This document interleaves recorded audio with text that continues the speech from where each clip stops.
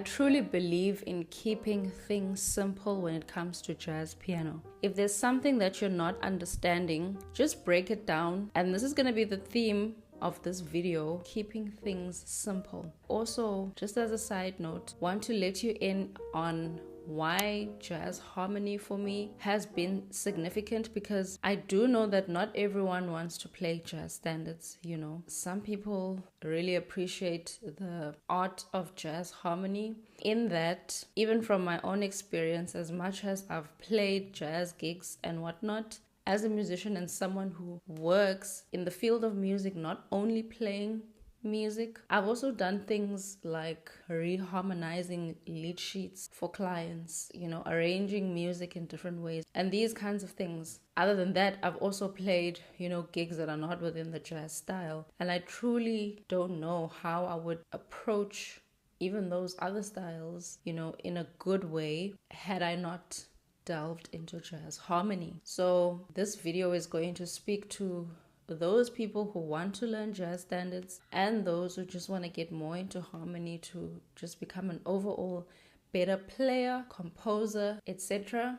Either way, the best place to start is by learning jazz standards. That's how you get into jazz harmony. This video is quite literally everything that I did to get into jazz harmony, especially as a classically trained pianist. From high school, I only played classical music. Moving from that world into the jazz world was really feeling like doing things from the beginning. I became a beginner again. And what I'm going to show in this video is quite literally everything that I did. And the first step I'm not going to talk about in this video, just because I have so many videos that I have done that cover this step, and that is taking your major scales and playing them through as chords. If I talk about that in another video, I feel like I'm gonna just be doubling down on the same thing. So I'll leave a link to one of those videos in the description. So pretty much all of your major scales, you should be able to play them as chords already. And then this is where this video is gonna pick up from.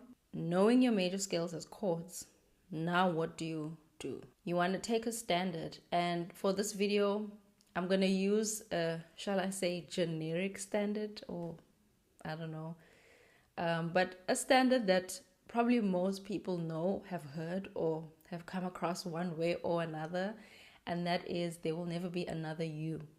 So we're going to work over that tune. That tune is in the key of E flat, and for that obviously we need the piano, so let's go. If I am playing my first jazz tune, or I am trying to get into jazz harmony, is whatever song you're working on. In this case, that is There Will Never Be Another You.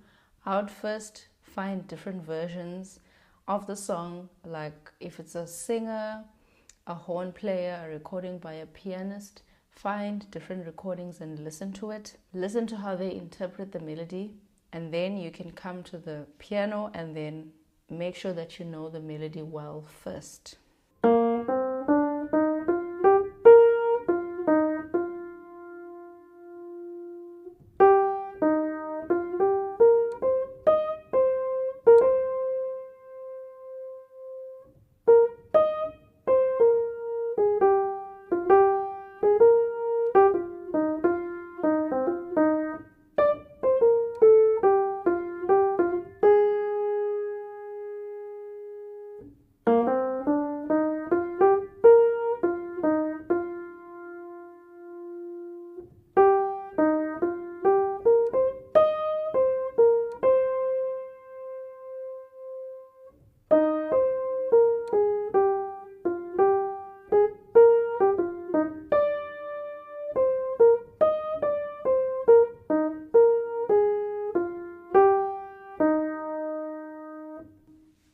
The next thing I would do is I want to take the melody and voice all of the chords using root, 7 and 3rd only. I'm omitting the 5th because the 5th is a non-chord tone. The reason why we do root, 7 and 3 is because this is how we know whether a chord is major, minor or dominant. The 5th being there or not doesn't really change that fact.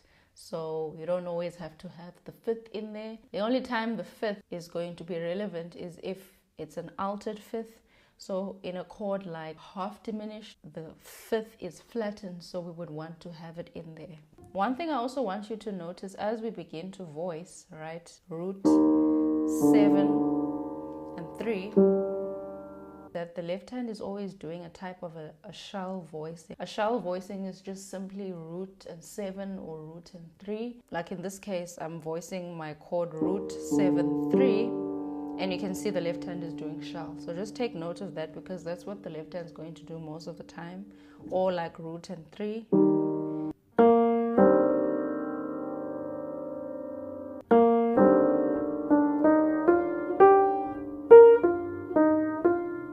You notice in this case, and you can follow the lead sheet that I've placed over here, you notice that, you have to hold all of these notes down and play the melody. The melody is quite, busy. And just keep in mind that you don't always have to be placing all of the notes down at the same time while you have the melody going. It's okay to do.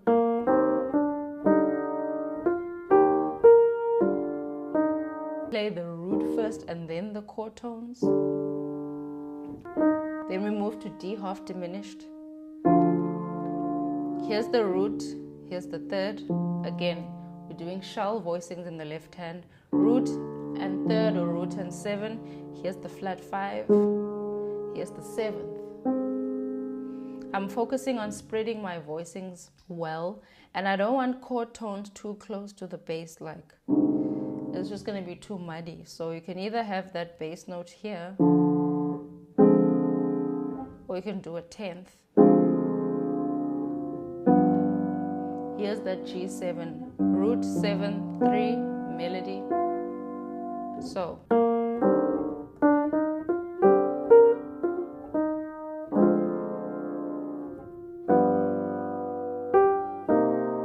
root 7 third,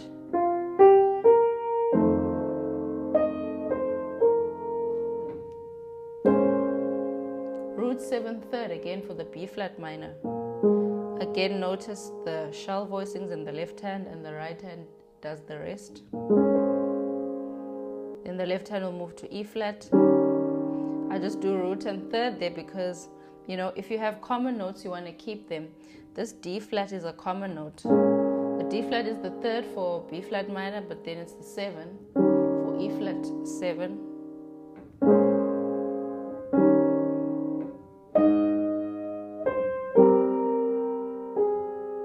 A flat major I'm treating the same way as that E flat, because look at the distance between these two, right? I have my root, my 7, my third over here, and I've got the melody. It's gonna be hard to kind of connect all of that. Also adds a little bit of rhythm when you first play the bass.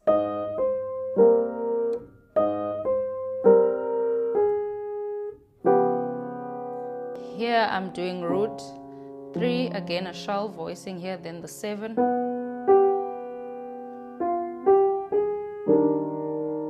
Keeping good voice leading is what you always want to do. So you don't want to do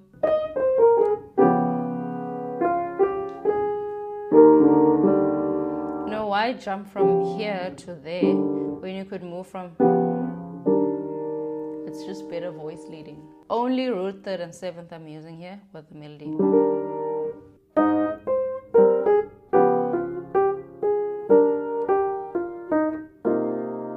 Root 7, 3 melody.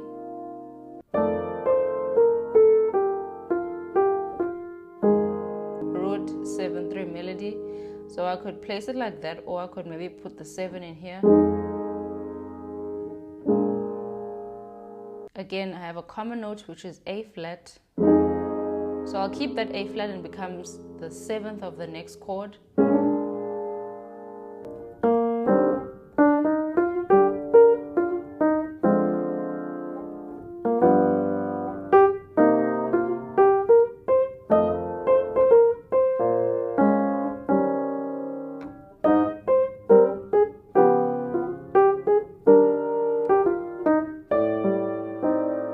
Now this is the ending, A half diminished. I have root 7, 3, then I've got the flat 5 and the melody. And then I'll move to D7. Let's keep the right hand the same. Notice the C also belongs to D, so I'll keep that there, and I'll just do that shell of D. And I'll keep that E flat in there. We're gonna do tensions coming up next, but since that E flat is already there from that A half diminished, might as well leave it there. And that actually creates a flat 9. Here we've got an A flat 7 chord, and I kind of jumped the gun and added tensions. So here's the melody, root 7, 3, and I added a 13 and the 9. I jumped the gun.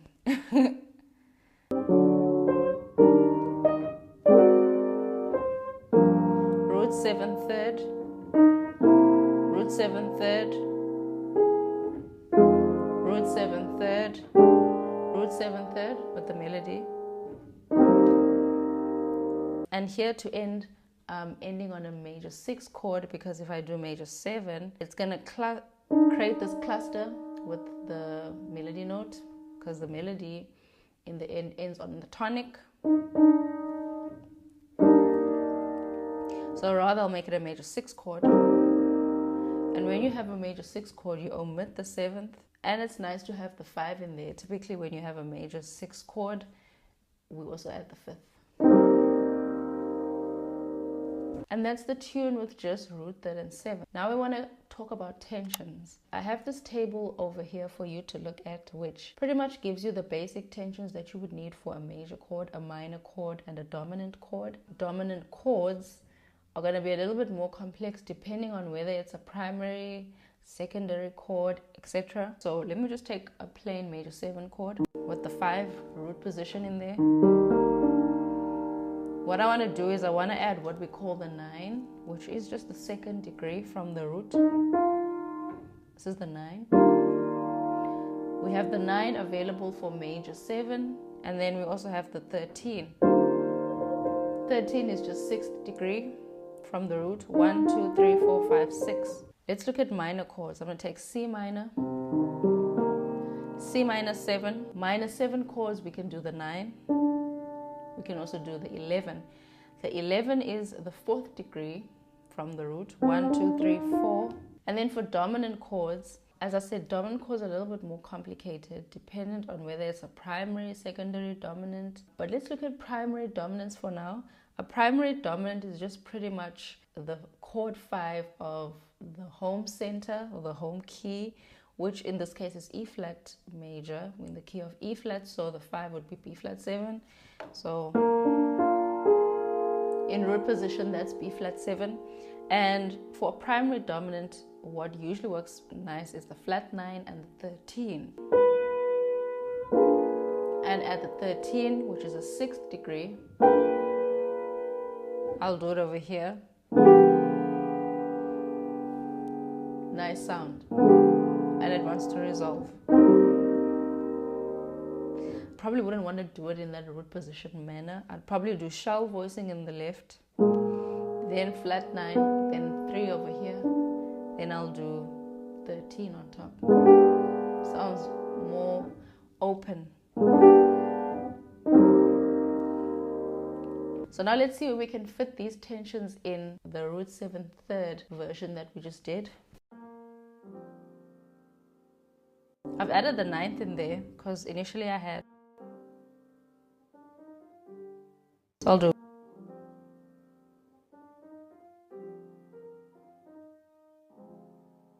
Half diminished I'll leave as is. I'll add flat 9 for the G7. If you look at the table here, dominants that are approaching minor chords, they can either have flat 9 or flat 13. So I'm going to use flat 9 here. For minors, we had discussed the 9th or the 11th, but if I put the 9, it's going to disrupt the melody, I think. Not that you can't do it, but I'll probably just leave it as it is.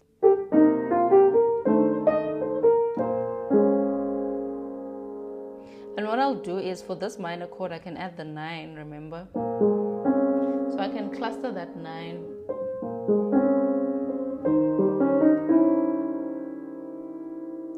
I'll add the flat 9. So one thing I also noticed is that dominants that move to the chord 4 within a key center, they would use the same tensions, or can use the same tensions as primary dominants, that being the flat 9 and the 13, as you see on the table for primary dominants. So I would do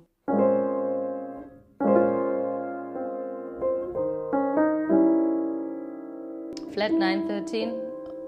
It happens to be in the melody. I'm adding the 9 here over A flat major. This is a secondary dominant, and secondary dominants, as shown on the table, tend to like sharp 11. I've also added the 9th.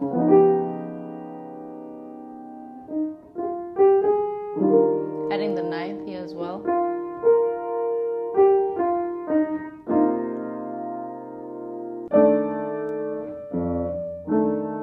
Making this an F13, so just as opposed to root 3rd and 7, added the 13.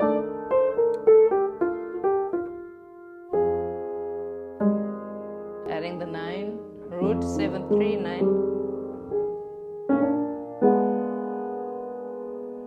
That flat 9 for primary dominant.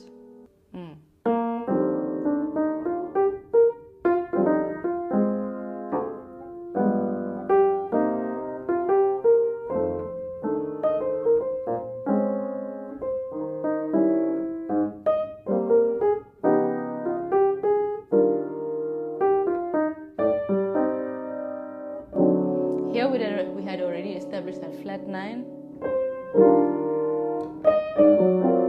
Here, root 7, 3, and I added the 13 and the 9.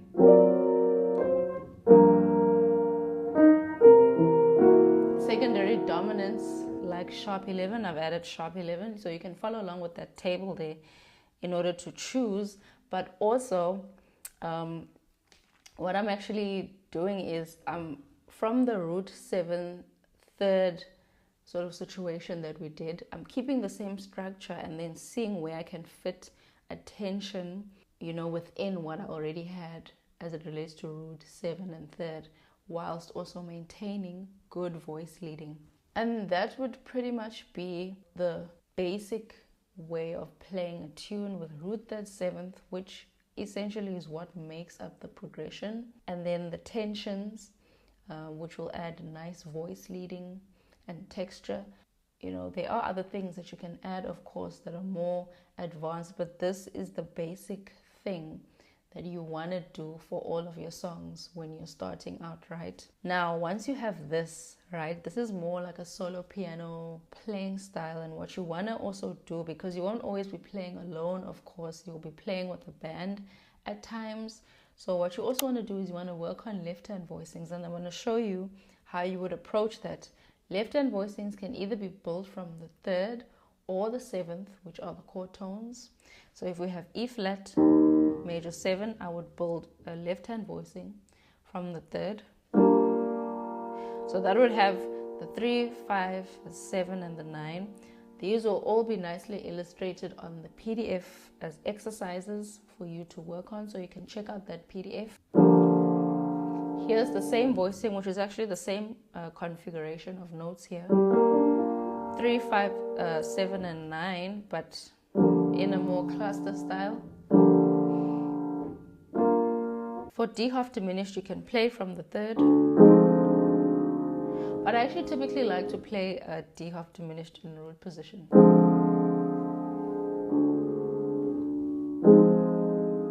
Or you can play from the 3rd. G7. There are these really beautiful jazz voicings that we use for dominants that are going to minor chords. In the case of this G7, and they are shaped in this manner. They are dominant 13 chords. Again, this is also in the PDF. You know, you can practice. These are the types of things that you would now sort of take through all 12 keys. This idea of 5 to minor 1. You know, these kinds of voicings.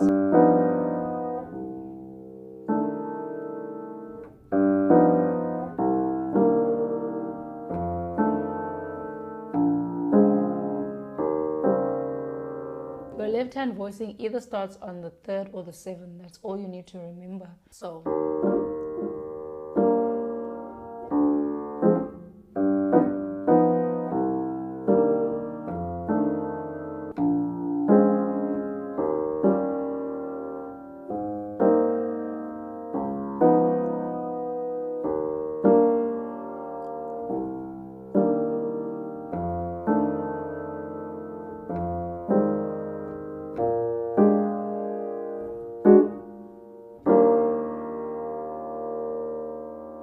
these left-hand voicings are pretty straightforward to understand. You can look at the PDF and follow along in that manner. Left-hand voicings are nice to integrate with your solo piano sort of style. They're nice because if you want to then move away from this sort of register and play, maybe higher, you can let your left-hand voicing accommodate that.